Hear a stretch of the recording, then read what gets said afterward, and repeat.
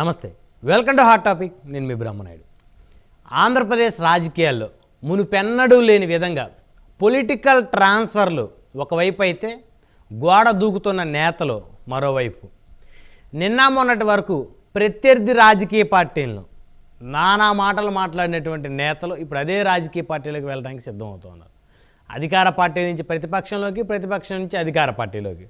YCP నుంచి 4 రాజీనామా చేస్తే తెలుగుదేశం నుంచి కూడా ఒకరిద్దరు రాజీనామా చేస్తున్నటువంటి పరిస్థితులు కనపడతా ఉన్నాయి. అంబట్రాయుడు ఎంత స్పీడ్గా అయితే వైసీపీలోకి వెళ్ళాడో అంతకన్నా స్పీడ్గా మళ్ళీ తిరిగి వైసీపీ నుంచి బయటకు వచ్చినటువంటి పరిస్థితి. నిన్న వైసీపీ నుంచి కర్నూలు ఎంపీ రాజీనామా చేస్తే, అదేవిధంగా వైసీపీకి సంబంధించి తెలుగుదేశానికి సంబంధించి కేసీఆర్ నాని విజయవాడ ఎంపీ ఆయన రాజీనామా చేసి ఏకంగా జగన్మోహన్ రెడ్డి సమక్షంలో మరి పార్టీలో జాయిన్ అయినట్లే స్పష్టంగా కనపడతా ఉంది. ఆయన మీట్ అవ్వటం. సో మొత్తానికి జంపింగ్ జపాంగులు అంటే ప్రజలు వీళ్ళకి ఎందుకు ఓటేయాలా, వీళ్ళని ఎందుకు ఎన్నుకోవాల్సినటువంటి పరిస్థితి ఉంటుంది. ఏ పార్టీ సిద్ధాంతాలను అయితే వ్యతిరేకించి ప్రజల్లోకి వెళ్ళి ఓటు అడుగుతూ ఉన్న వ్యక్తులు మరి అదే పార్టీలోకి ఏ విధంగా వెళ్తారు అనేటువంటి అంశాలన్నీ చర్చిద్దాం. ఇదే వాళ్ళ హాట్ టాపిక్లో మనతో పాల్గొనడం కోసం శాంతి ప్రసాద్ గారు, జనసేన పార్టీ సీనియర్ నాయకులు, సీనియర్ అడ్వకేట్ మనతోటి జూమ్కాల్ అందుబాటులో ఉన్నారు. అదేవిధంగా సయ్యద్ రఫీ గారు, తెలుగుదేశం పార్టీ అధికార ప్రతినిధి, సీనియర్ నాయకులు మనతోటి జూమ్కాల్ అందుబాటులో ఉన్నారు. అదేవిధంగా వెంకటరెడ్డి గారు, వైఎస్ఆర్ కాంగ్రెస్ పార్టీ సీనియర్ నాయకులు మనతోటి జూమ్కాల్ అందుబాటులో ఉన్నారు. అదేవిధంగా జగదీష్ గారు, హైకోర్టు అడ్వకేట్, రాజకీయ విశ్లేషకులు మనతోటి జూమ్కాల్ అందుబాటులో ఉన్నారు. రైట్, ముందుగా సయ్యద్ రఫీ గారితో మాట్లాడదాం, తెలుగుదేశం పార్టీ సీనియర్ నాయకులు. రఫీ గారు, గుడ్ మార్నింగ్ అండి. గుడ్ మార్నింగ్ అండి. మొత్తానికి నిన్నటి పరిణామాలు చూస్తే కర్నూలు ఎంపీ వైసీపీ సంబంధించి రాజీనామా అయితే, తెలుగుదేశానికి బలమైనటువంటి నేతగా విజయవాడ ఎంపీగా ఉన్నటువంటి కేసీఆర్ నాని గారు రాజీనామా ఏమైనా బాధించిందా రఫీ గారు మీకు? అంటే రాజీనామా అనుకోవచ్చా, లేకపోతే ఆయన వైసీపీలోకి జాయిన్ అయ్యారంటే తెలుగుదేశం పార్టీలో ఉండరు? నమస్కారం సార్, మీకు అలాగే ప్యానెల్లో ఉన్నటువంటి మిత్రులకి, అలాగే ప్రైమ్ లైన్ వీక్షకులందరికీ కూడా శుభోదయం. సార్, నాన్నగారికి టికెట్ ఇవ్వట్లేదని చంద్రబాబు నాయుడు గారు 3 దూతలతో ఆయనకి చెప్పించడం జరిగింది. ఆ విషయమే నాన్నగారు తన ట్వీట్ ద్వారా ధృవపరచడం జరిగింది. దాదాపు ఒక సంవత్సరన్నర నుంచి ఆయన వైసీపీ నాయకులతో అంటగాగుతున్న విషయాన్ని మనం ఈ సందర్భంగా చెప్పుకోవాలి. అంటే కోవర్ట్ ఆపరేషన్ చేస్తున్నారంటారా?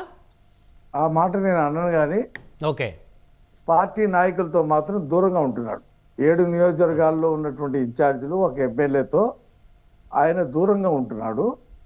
వైసీపీ నాయకులతో ఆయన అంటగాగుతూ ఉంటారు. అంటే ఆధారాలు ఏమైనా ఉన్నాయా రఫీ గారు? మీరు ఆయన మీద నిందలేస్తున్నారేమనిపిస్తుంది. ఇప్పుడు ఆయన అక్కడ మాకు నందిగాంలో సౌమ్య గారు ఉన్నారు.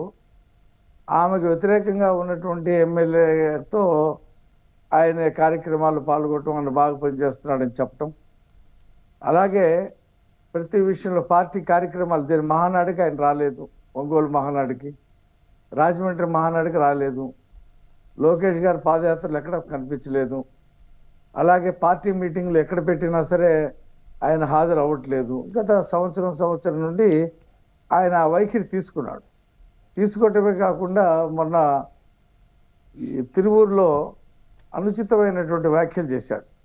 పార్టీ మీద, అక్కడ ఉండేటువంటి ఇన్ఛార్జ్ మీద ఆయన ఇష్టం వచ్చినట్టు మాట్లాడాడు. ఇది శృతి మించిందని చెప్పి చంద్రబాబు నాయుడు గారు 3 నాయకుల్ని పంపించి, మీరు తిరువూరు బహిరంగ సభ విషయంలో జోక్యం చేసుకోవద్దు, రెండోది వచ్చే ఎన్నికలు మీకు టికెట్ ఇవ్వట్లేదు, ఈ 2 విషయాలు చెప్పమని పంపించారు. వాళ్ళు చాలా కూల్గా ఆయనకి చెప్తే ఆయన ఏమన్నాడు, ఇలా 3 వచ్చి నాకు చెప్పారు, నేను అధినేత నిర్ణయాన్ని శిరసావిస్తున్నాను అని చెప్పి ఆయన ట్వీట్ పెట్టడం జరిగింది. మీరు కూడా చూస్తుంటారుగా బహుశా ట్వీట్. అది అధినేత వద్దని చెప్పినప్పుడు నేను తిరుగు వెళ్ళను, పార్టీకి వచ్చే ఎన్నికలు పోటీ చేయవద్దని చెప్పినప్పుడు నేను చేయను, ఆయన ఆజ్ఞని శిరసావిస్తున్నా అని చెప్పి. అంటే రఫీ గారు, ఎందుకని కేసీఆర్ నాని గారి మీద విజయవాడ ప్రజలు ఏమైనా వ్యతిరేకత ఉందా? అది కాదు, ఆయనకి పార్టీ నాయకులతో పొసగట్లేదు. ఎందుకంటే స్థానిక సంస్థల ఎన్నికల్లో ఆయన వాళ్ళ కూతురు ఎవరైతే ఉన్నారో ఆమెకి మేయర్ చేస్తున్నా అని చెప్పేసి ఏకపక్షంగా అటు చంద్రబాబు నాయుడు గారికి చెప్పకుండా ఇటు లోకల్కు ఉండేటువంటి నాయకులకి ఎవరిని సంప్రదించకుండా ఏకపక్షంగా ప్రకటించినప్పుడు ఇక్కడ ఉండేటువంటి నాయకులు దాన్ని వ్యతిరేకించడం జరిగింది. అప్పటి నుంచి ఆయనలో ఒక ఫ్రస్ట్రేషన్, ఆయన ఇక్కడ విజయవాడ అంటే నేనే ఫైనల్, నాకెవరు చెప్పవలసిన అవసరం లేదు, నేను ఎవరిని అడగవలసిన అవసరం లేదని చెప్పి నేనే బెజవాడ బాదుషా అనుకునేవారా? బెజవాడ బాదుషా నేనే అని చెప్పి ఆ బీ ఫార్మ్స్ అన్ని కూడా ఆయనే తీసుకొని ఆయనకి ఇష్టం ఉన్న వాళ్ళకి ఇచ్చుకొని పార్టీని ఓడించడానికి చాలా పెద్ద ఎత్తున కృషి చేశాడు. ఆయన 15 సీట్లే వచ్చినాయి. దాదాపు అధికారానికి వస్తున్నారు, నా కూతురు మేయర్ అయిపోతుందని చెప్పి ఎవరిని కలుపుకోకుండా పోవటం వల్ల మొత్తంగా పార్టీ ఓడిపోవటానికి ఆయన కారకుడు అయ్యాడు. అది బహిరంగంగా అన్ని పేపర్లో మీడియాలో మాట్లాడిన విషయాలు, నేనేమి కొత్తగా నాకేదో తెలిసి నేను మాట్లాడుతున్నటువంటి విషయాలు ఏం కాదు.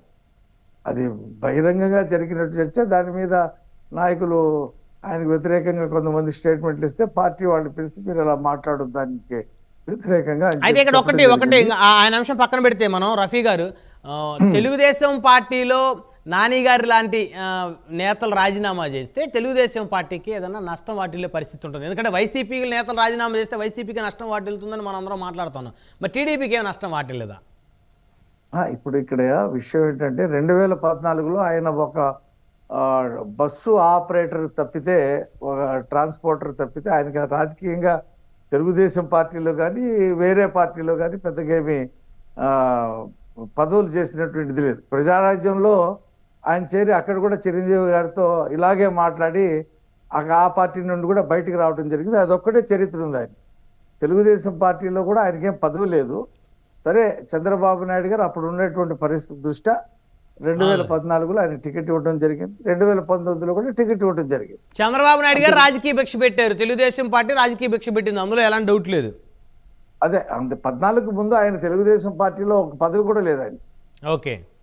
కాబట్టి పార్టీ నాయకులు వస్తుంటారు, పోతుంటారు. పార్టీ విధానాల మీద ప్రజలు నిర్ణయాలు తీసుకుంటారు. అవును, అది వైసీపీ కానివ్వండి, కాంగ్రెస్ కానివ్వండి, తెలుగుదేశం కానివ్వండి, నాయకులది పెద్ద ఫ్యాక్టర్ ఉంటుందని చెప్పి నేను అనుకోవట్లా. ప్రజలు అధినాయకుడి దృష్టిలో పెట్టుకుని